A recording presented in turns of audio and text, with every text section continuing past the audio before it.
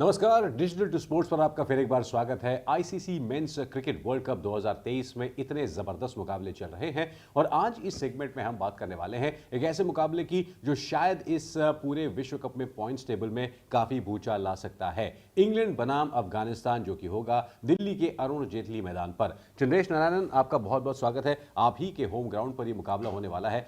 England पहला मुकाबला New Zealand से एक अनपेक्षित तरीके से हार गई, लेकिन ये मुकाबला उनके लिए एक ऐसा मौका है कि वही सब कुछ भुलाकर आगे की राह वो अच्छे पॉइंट्स के साथ और नेट रन रेट के साथ बढ़ा सके। बिल्कुल, क्योंकि अफगानिस्तान की टीम पूरी तरह से उनके हौसले जो है पस्त होंगे और इस मैदान पर वो पहले ही एक मुकाबला खेल चुके हैं अरुण जेटली स्टेडियम पर। और देखिए, इस मैदान पर अब तक 17 एक दिवसीय मुकाबले हुए हैं। अगर आप पहले बल्लेबाजी करते हो आपको कम से कम 275 बनाना है और अफगानिस्तान कहेगा हमने इतना ही बनाया था भारत के खिलाफ, वो भी कम पड़ गया बिल्कुल। लेकिन 235 विकेट और कुल मिलाकर यहाँ पर 59% विकेट जो है वो पेसर्स को मिलते हैं। छोटा ग्राउंड है लेकिन फिर भी 41% जो विकेट्स है ये स्पिनर्स ने निकाले हैं।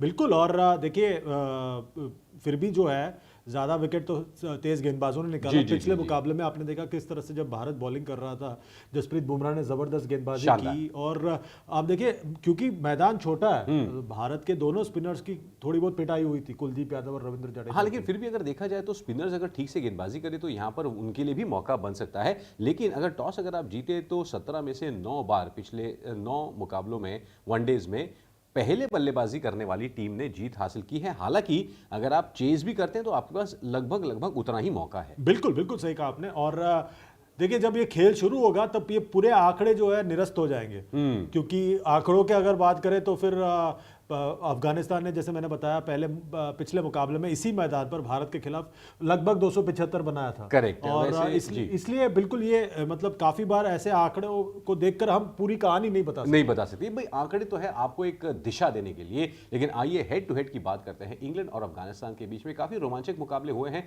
लेकिन वर्ल्ड कप की अगर बात करें तो इसमें इनका 2-0 का एक क्लियर कट व्हाइट वॉश नजर आता है। बिल्कुल, एक दिवसीय क्रिकेट में दो ही मुकाबले हुए। मतलब ये हैरान करने वाली बात है कि इन दोनों टीमों ने आपस में सिर्फ 2 ही मुकाबले खेले हैं और दोनों बार, जैसे आपको पता है, कि इंग्लैंड की जीत हुई है। अगर ये मुकाबला अफगानिस्तान नहीं जीत पाता तो आगे का उनका सफर जो है बहुत मुश्किल हो जाएगा। लेकिन इनफैक्ट हशमतुल्लाह शाहिदी के नेतृत्व में उनकी टीम ने दमखम दिखाया है। थोड़ी गेंदबाजी में आगे पीछे होता है, बट उन्होंने फिर भी भारत के विरुद्ध जिस तरीके से बल्लेबाजी की और जिस तरीके से बाद में गेंदबाजी की, तो उनके पास मौका है। हालांकि इंग्लैंड के जो पूरे टीम कॉम्बिनेशन को देखे तो खतरनाक है। मतलब एक से एक धुरंधर बल्लेबाज उनमें है। बिल्कुल बिल्कुल। और देखिए कि ये जो भी खिलाड़ी हैं उसमें से एक खिलाड़ी है जो नीचे के रो में पहला नाम है, बेन स्टोक्स।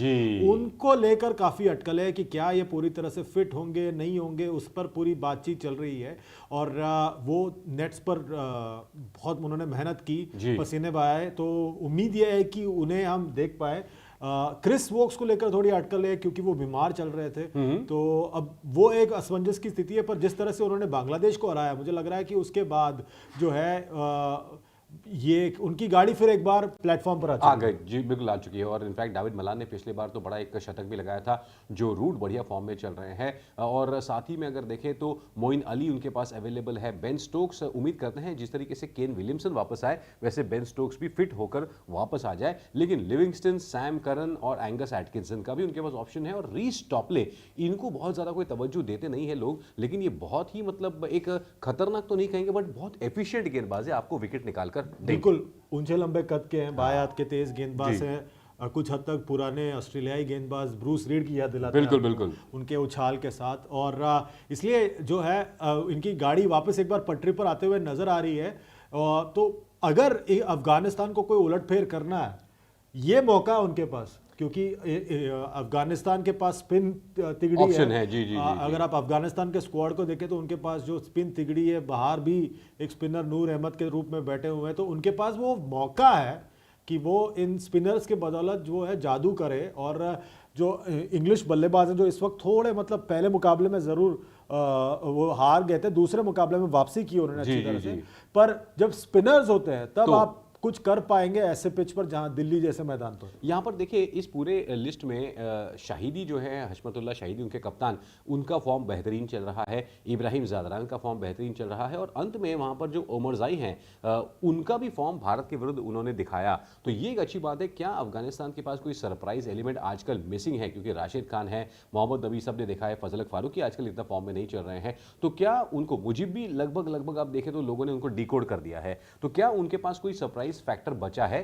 देखिए नूर अहमद जो है बाहर हैं, उनको ज़्यादा किसी ने देखा नहीं होगा, ज़रूर लीग्स में बहुत खेलते हैं तो उनके ऊपर ज़्यादा किसी को पता नहीं होगा, तो शायद उनके साथ आप जाने की सोच सकते हैं मुझे लग रहा है, क्योंकि वो अलग हो सकते हैं, वो लेफ्ट आर्म स्पिनर है, रिस्ट स्पिनर है, तो उसकी वजह से एक एक्स फैक्टर बन सकता है। उसके अलावा जो मतलब मुझे लग रहा है this is the perfect opportunity मुझे लग रहा है, क्योंकि जो इंग्लैंड की टीम है वो पूरी तरह से जो है क्या नाम है, उनके पास वो कॉन्फिडेंस पूरी तरह से मौजूद नहीं होगा। मतलब वो मोमेंटम आप कह रहे हैं कि उनके पास शायद जो वर्ल्ड कप के पहले था वो नहीं है, तो एक हो सकता है मौका। लेकिन क्या लगता है दोस्तों, हमें तो लगता है कि ये बड़ा ही रोमांचक मुकाबला होने वाला है, क्योंकि ये छोटा ग्राउंड है। चंद्रेश, इंग्लैंड या अफगानिस्तान?